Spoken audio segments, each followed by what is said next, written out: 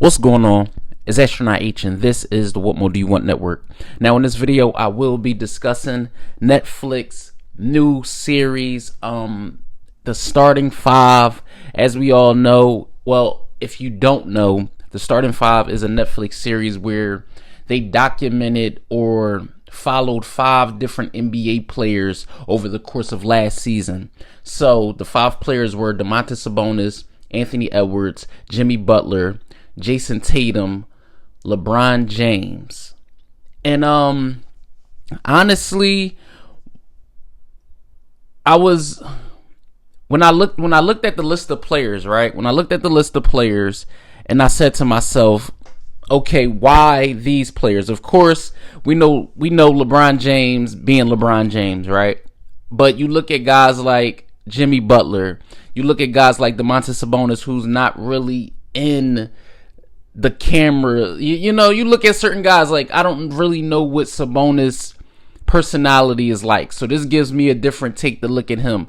You know that Anthony Edwards is one of the younger faces of the league and where Jason Tatum is at. So I actually watched. Now, if you do have Netflix, I will say this, right? If you do have Netflix and you are watching this video, I believe all the episodes to the series are up on Netflix currently, so you can binge watch them if you want. I actually are going to do different videos based upon each different episode. So going off of episode 1, it opens up with a really, really great trailer. Just giving you a preview on what to expect in realms of each player.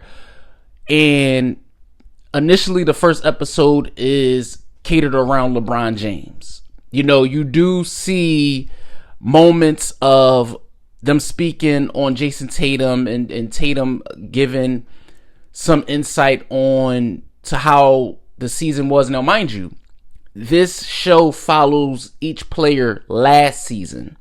So you hear Jason Tatum speaking about winning the championship and doing what he wanted to do for Boston and getting banner 18 and things like that. You just hear LeBron talking about minutes restrictions and, him being in his 21st season and things like that. For Jimmy Butler, it catered to his different looks and things like that during media day. But LeBron James speaking on, candidly on some things, speaking about his minutes restriction and speaking about just being in the league as long as he has and the things to that effect. What really struck me when LeBron was being filmed was how insightful he was on where he's at in the league right now. Right? You think back to when he first he spoke to this also. You think back to when he first got to Cleveland and now where he's at in his NBA career. It actually opens up with the first game of the season and them playing versus the Denver Nuggets when the Denver Nuggets actually won the championship. And it was ring night for them. And LeBron said some things to his teammates. So he's like, listen, like, he was just saying, like, leave the door open, because when the champions ultimately win the title the next season, it's ring night, it's a celebration. You hear "We Are the Champions," and LeBron James was like, I heard that song 4 times. I've heard that song 4 times and I want to hear it again. And that lets me know he knows what the ultimate prize is, even if it takes longer than it has, right? The last time LeBron James was able to lift the Larry O'Brien trophy was in 2020 in the bubble. So he knows what it's like to not be there, especially over the course of the last few seasons. But he wants to taste a championship again, even though he's done everything in the NBA. There was a lot of things that he spoke to. In the first episode, I'll definitely say it was catered around him. The first episode was catered around LeBron James. And honestly, I don't see nothing wrong with that. You definitely got views of Jimmy Butler. You seen Jimmy Butler with his kids. You seen him with his dad playing dominoes and things like that, talking about the Miami Heat. And just when he first got into the league, being a Chicago Bull, it was a lot of things to take away from the first episode. And they gave you a lot of things that you can go back and dive in on also, because like I said, I think with a series like this, they actually have something. I think, no disrespect to this show, but I think it could be like their version of Hard Knocks, where you, instead of following one team, you follow a bevy of players, and you ultimately get different, you get those different personalities, but you also get to see a different dynamic in every stage of that particular, those particular players that you follow, because LeBron James and Jason Tatum are farther apart than people actually think. And I'm not even talking about age. We're just talking about longevity in the NBA. We're talking about the things they have done. Then you look at Jason Tatum to Jimmy Butler, and this is no order, right? No, this is not me putting any guy in any particular order, but this is just me saying, look at each player that Netflix decided to, follow behind over the course of the last season.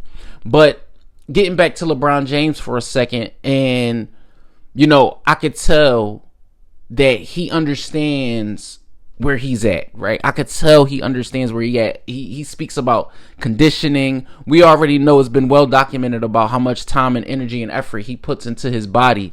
But to see him get ready before the game with his trainer and speak to some of the things that they do as far as getting him game ready. You hear Anthony Davis talk about the relationship that he has with LeBron on and off the floor, but in a jokingly manner, saying that they don't get along and things like that. It looks good for the camera.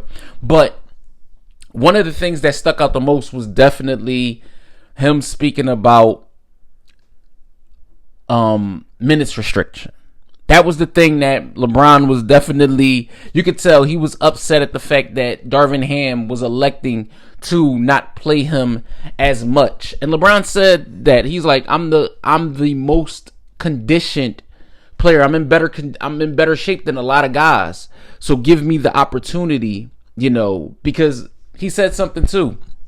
That he was like, I think anytime I'm on the floor, I'm the best decision maker, and Rich Paul was saying, they had interviewed Rich Paul also in this episode, and Rich Paul spoke to the fact that a lot of people look at LeBron James as the one in control when he's not in control, but looks like the one that has all the control. And that was really important. That was really important to hear, because we all think LeBron has control, and maybe I'm one of the majority that thinks, LeBron runs things also, depending on where he's at.